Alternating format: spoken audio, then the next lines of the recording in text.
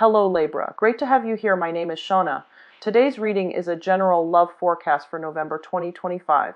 As always, take the messages that resonate and release anything that doesn't. Don't forget to like and subscribe to stay connected with upcoming readings. Let's see what's headed your way, Libra. After I published last month's reading, and I apologize, it was late, I got a lot of emails from viewers that watched the video, and they said that the messages were very, very harsh. And some said that it was something that they needed to hear, but the delivery was very harsh. So I just want to apologize to you guys if the messages were, that way. It wasn't my intent to make it sound harsh, but you'd know that I don't really sugarcoat the reading. And that's why I do my readings with reversals. So one thing that I want you to keep in mind about is when we talk about energies and how the energies play out in these cards, it's to guide you and steer you in the right direction so that you can operate at your full potential, so that you can, really open your eyes to some of the things that you've been avoiding doing, or you've been sweeping under the rug and hoping that the problems would go away. And so coming into this month, I feel like it's a very similar energy. But I feel like some of you have done some massive work to remove some blockages in your life, okay?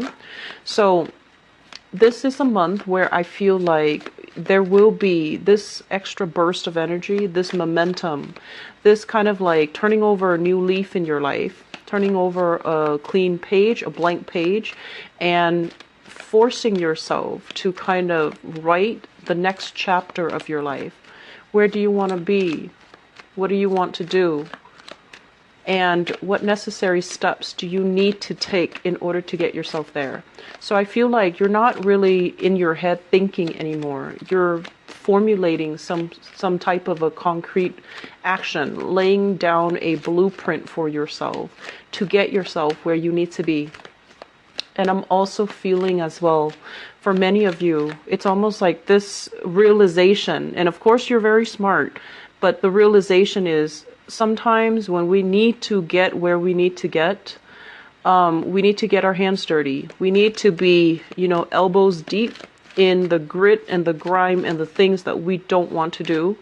But we just have to suck it up and do them, because ultimately those tasks, those mundane tasks, are a means to an end to get us where we need to go. And so I do feel there's this complacency from your end, and it's been for months now, where you're waiting for things to get better, but the actions are not really being taken from your end. So there's one thing to wish and pray and hope for things to get better, but we need to stay on the forefront of that energy by meeting the universe halfway and kind of taking the steps so that we can start turning the wheels in the direction that we want to go. Does that make sense? So let's go into, the messages that are coming through for you guys for this month. I feel as if this is a month where you're becoming more animated, you're becoming more impatient, you want things to start happening, you want things to turn, you want the cogs in the machine to start turning. And I also feel in the process of waiting and moving things along from your end, even though it is a little bit harder, I'm sensing that this overwhelming impatience with other people. I do feel one particular person in your life, and this is a family member, okay? Somebody like mother, father, authority figure, for those of you who are younger, who are still dealing with parents, or like siblings in your midst. And, they say one thing, mean another, and they have this woe is me type of a mentality, and they have this kind of like slacker, procrastinator type of an energy about them. And I feel like, you feel like you can't really progress with them. You can't really do things without them either. So you're kind of caught in limbo state, based on their decisions, based on their actions. And I also feel as if your patience might run out with this person. And one advice that I can give you here is look at that person. Look at where they've been. Look at all the mistakes or all the triumphs that they have achieved in their lives. I feel like you're dealing with somebody who has gone through a lot of hardships in their life, hardships that you can't even imagine. And they're trying to get their life back on track. When somebody is at a very low point in their life and they've kind of hit rock bottom and they're trying to get their life back on track, it's a very difficult process. It doesn't happen overnight, and it's a very delicate, balance that they have to maintain, this sense of equilibrium in their life. And when you're dealing with somebody like that, any type of a major stressor can cause them to relapse. Any type of, having like multiple bad events happen in one day can make them resort to unhealthy habits and behavior as a coping mechanism. So I feel that there's a lot more compassion that needs to be extended from your end to this person, because I feel like they've had to overcome a lot in their life. And it's like things that people can't even imagine. And as a result of that, cut them some slack, be very, very sympathetic and compassionate, and just, tell yourself, I don't know where they've been. They're not doing the things that I want them to do, or they're not living the life the way I would live the life. But we have to also take into account where they are and try to meet them halfway, okay? It's not about stooping to somebody else's level. It's about understanding that they're not where you want them to be. And if you want to give the love and the support, you have to meet them at their level and create the change gradually from their standpoint, okay? The other big message that I'm sensing here is I feel that many of you are at a point, once again, you're starting to see the forest for the trees, and you're starting to, as well, really think about long-term career prospects, long-term future potential. And I feel that it's really urging you, forcing you, inspiring you as well to go out and start networking. And I believe one of the months I mentioned for you, relationship is a two-way street. And so if somebody is constantly reaching out to them and it reached because it wasn't reciprocated. And then likewise, if you've been extending your friendship, your good graces, your courtesy, and your compassion to somebody, and they're not really reciprocating, those relationships will also start to fade away. And in the natural process of fading away, it's going to create a relationship vacuum, and it will allow new opportunities to come in for you. So I feel many of you are starting to branch out, and I feel like it's more professional rather than social, but it's still a good start because you're at a point where you are taking a no-nonsense approach to life. Every minute, you're trying to account for every minute of your life. You're trying to make it worth it. You're trying to take concrete actions and concrete steps to branch out and network and get you where you need to be professionally and financially. And that's really good. And I'm also feeling as well, honestly feel like you have to re-examine some relationships and really figure out, am I, in affinity with these people, or are they just relationships out of convenience? Do I have a very strong emotional connection with these people? Or are they just, friends by proximity? Or they're just, in your life in some other way, in some other type of emotional attachment. But are they ultimately good people to be around? Are they inspiring you, nurturing you? Are they including you in their activities? Are they including you? Do they reciprocate whatever emotional investment you're giving to them? Are they reciprocating? And I feel like this is where we need to really think about, the two-way street type of an energy. Give to those who give to you, and conserve your energy towards those that are not giving back, okay? And I feel like from this reading, it just feels to me like you have to realign who's important to you, what's really important to you, and then go from there, okay? So let me talk, let me see if there's anything that I wrote down here. Okay, so, sorry. First of all, let me talk about this spread. You have some really good things breaking through, opening up for you, and I'm really happy to see that. But I still feel like there's this lack of, concrete action here. And I feel like that is going to clear itself by the end of the month.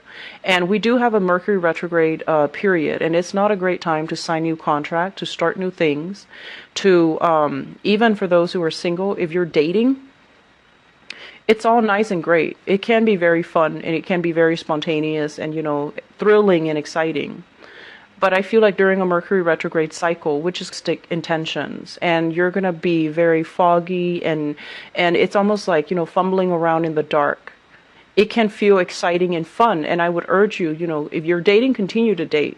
But I just want you to know that relationships overall, especially new relationships started during this time, they're not what they seem. So be alert. Don't get swept off your feet. Look at things in a very methodical manner. And don't form any opinions until after the retrograde cycle, when you are a lot more level-headed and clear-minded and a lot more deliberate with what you really want out of a relationship, okay? So let's talk about this reading here, and I'm drawn to these two cards here. And this is what I was feeling about some of the energies, relationships being very important to you, Libras. You are very other-oriented, okay? And if we look at the shadow side, which is the opposition, the opposite side from you guys, it is the sign of Aries. And Aries are incredibly independent people. They're independent when it comes to their thoughts, when it comes to their opinions, when it comes to, the way that they do things. They don't really care what people think. They don't really need another person. If they see something, they just beeline for it. If they see something they like, they just go for it. And it's more like, act first, ask questions later. Act first, think later. Whereas for you guys as an air sign, it's like think first, take actions at a later time. And so you find yourself in a cycle where you're thinking, analyzing, thinking about worst case scenario, best case scenario, analyzing things. And then, the actions just never happens because in the process of thinking, you've already concluded, oh, that's too much work. I'm not going to get my hands dirty, or I'm not going to put in that much work. Okay. So in that way, it can really, I want to say, detract you from experiencing many things in life. Ask any Aries person that you know, or have a conversation with them. They have a very, very robust social life. Usually they're very popular, they're very well liked, and they've also had a lot of cool, amazing, exciting experiences. And, they don't get embarrassed very easily. And I feel like they, as well, don't really live with many regrets. Okay? So they wear their hearts on their sleeves. And I bring this up mainly because the shadow side is also our weaknesses. Okay? And for you guys, a lot of it has to do with this driven, passionate Aries energy, where Aries tackle one thing at a time. And after they're done with that, they move on to the next thing. And then when they're upset, they do blow up. They get their point across. They, they can yell and scream and kick and throw a tantrum. But they get over it. They don't hold grudges. And because they don't care about what other people think, they say what is on their mind when it is necessary. Okay? And it's not in the spirit of, let me give you my 2 cents. It's more in the spirit of they have to express themselves emotionally, and they have to express themselves verbally, and they have to express these pent up emotions. Whatever they're feeling is going to come out because as a fire sign, if they hold it in, they implode from within. And so these are the qualities that, taken to extremes, can be dangerous. But I feel like it's the drive, the ambition, the need to express, the need to be very, very clear about, protecting their own boundaries that you guys might be lacking. And I feel it coming in this spread. So I want to talk about this. This is a very, very, very compatible relationship, okay? Great compatibility. Okay, so it's almost like, if you're with a partner in the kitchen, you don't bump into each other. You don't like inadvertently, say the wrong things. You make a great team. There's great teamwork. There's great friendship. There's great sense of like respect for one another. And then on the other hand, this is a card greatly about opposition. It's about chemistry. It's about like passion. It's also about incompatibility that binds two people together, and incompatibilities that can also make the relationship very, very exciting, but very, very explosive. And so overall, it's great for like a one night stand. It's great for a short-term fling, but it's not a great relationship. And I bring this up because of these partnerships type of energies coming up in this spread, in these two cards. And so we want to look at the shadow side. I feel like some of you are with somebody who is fiercely, fiercely independent. And I feel almost like you guys are aiming to be like that, or you guys are striving to be like that. And at this point in your life, you admire some qualities in that person. The fact that, they're a trailblazer. They don't really care what other people think. They take care of themselves. They know how to be independent. And you're striving for these qualities, and you might say to yourself, I'm like that. I'm like this. But the bottom line is, I feel that you might have been involved with somebody, and the qualities that you admire, you're kind of projecting them onto yourself rather than innately having these qualities. So it might have been like, just getting swept away in the relationship, losing your sense of self. And I'm sensing that for some of you.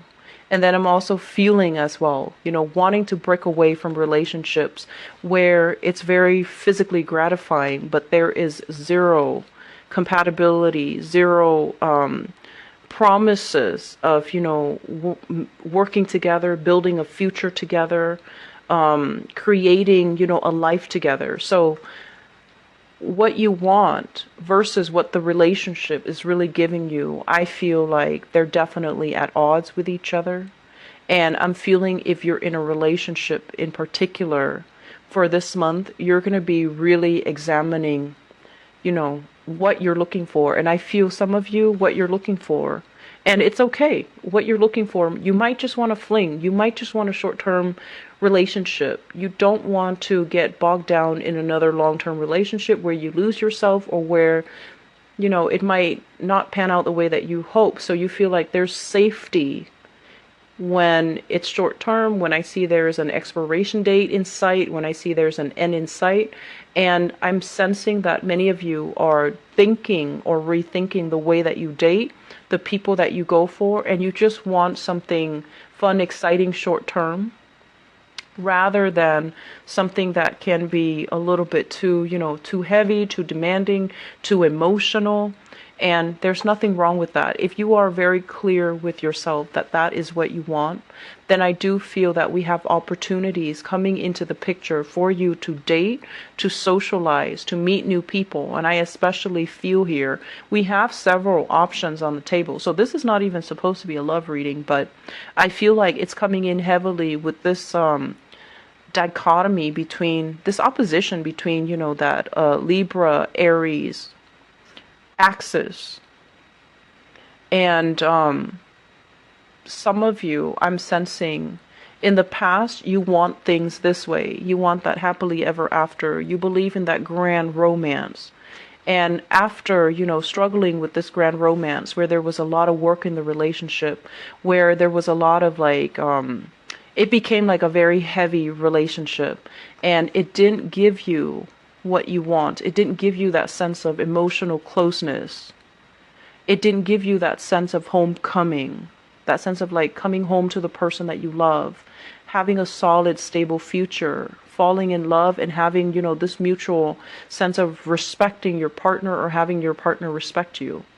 And so now you're doing this 180 where you're on the opposite end of it, on the flip side of that, where you're just like, I don't want this anymore. This is too much work. It's too emotional. It's too draining.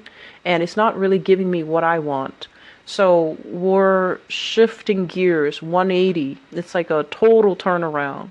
And we're going after these types of relationship. Exciting, fun, chemically inducing, very passionate. And I feel as well, you're dealing with somebody. If this is what you're in, you're dealing with somebody who talks big, makes promises, but they're unable to keep them, okay?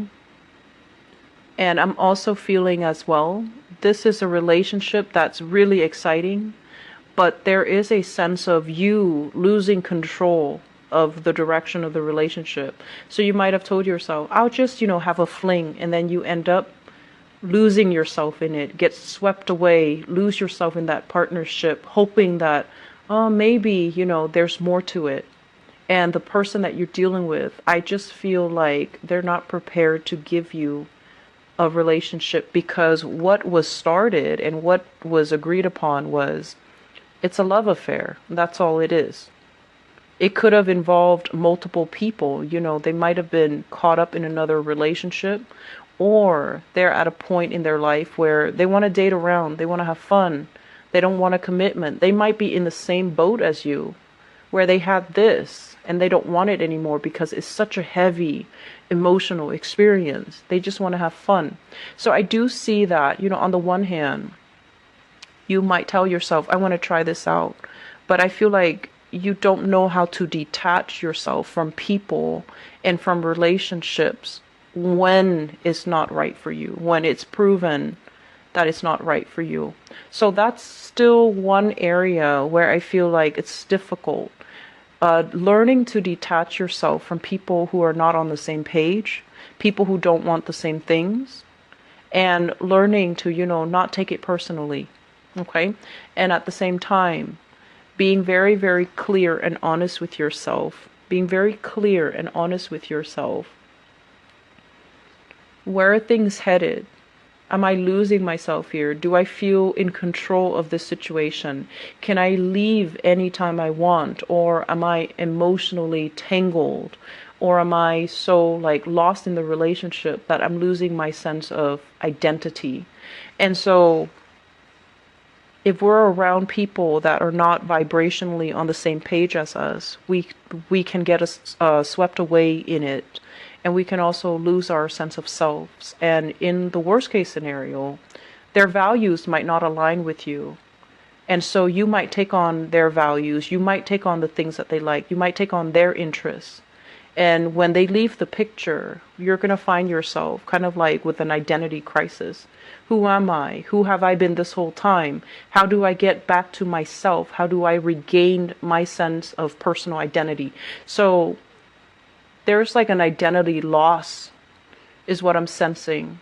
And a lot of the times, if we had a really long-standing relationship with somebody and they leave the picture, it can give us this sense of emotional and physical displacement where we're not really sure, who am I? Who have I been this whole time? Was I playing a role? Was that me? And it can feel very overwhelming. It feels very lost, and it feels like not only have you lost the other person, not only are they no longer in the picture, but now you have to rebuild yourself from scratch.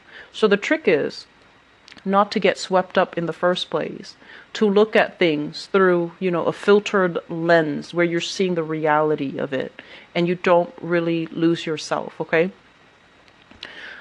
Aries people, I feel like they don't really lose themselves. They always maintain their own sense of individuality in relationships. And the struggle for Aries is to learn to compromise a little bit, give a little bit in relationship.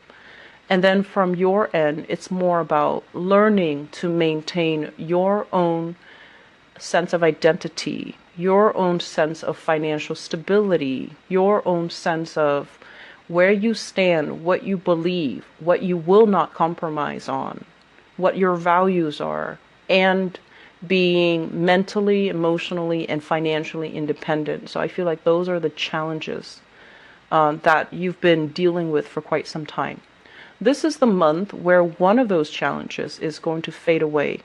So we have here the start of something new, and this is financial in nature. This is a new job. This is a new opportunity that is kind of like handed to you on a silver platter. And the way that is depicted, it's a really big pentacle. So it's something that is, I want to say like beyond your wildest dreams, but I feel like this is a general reading. The way that I would put this is it has so much potential to grow. It's kind of like a seed. You put it into the soil, you provide the right conditions for it to thrive. So you have to be in an environment where, there's fertile soil. You have to tend to it. You have to work hard at it. You have to take care of it. You have to oversee it. Give it, food, water, shelter, whatever it is, every day, day in and day out. And if you treat it well, it's going to grow for you. And I also feel with this new job opportunity, I usually think of it as like a regular 9-to-5 job where you are working under other people. And I'm feeling some of you are just like, oh, this job comes with a lot of work. It's a lot of work to maintain. It's a lot of work to, get off the ground. That's what it feels like. And so you're thinking about all the work that's required that you have to put in. And in the process, you might just say, it's too much and I don't want to do it.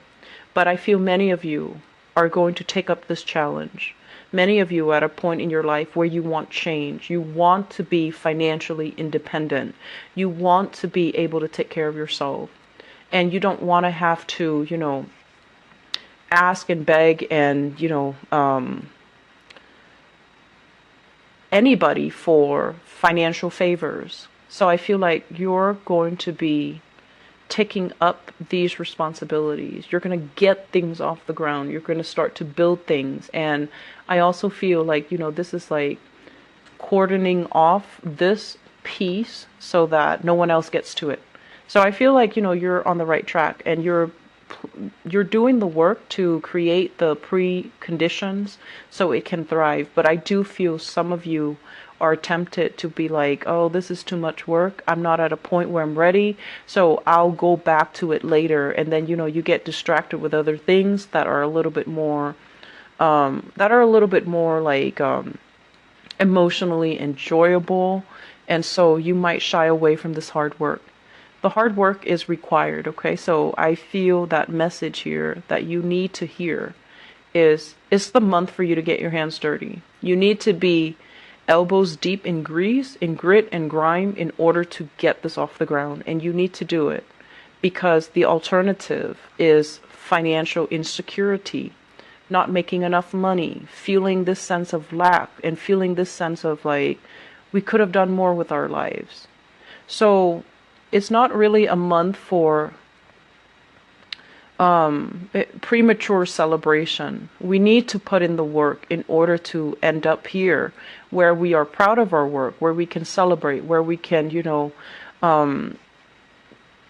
express to other people all the things that we've done in order to get here. So I feel like premature celebrations, it's not a smart move.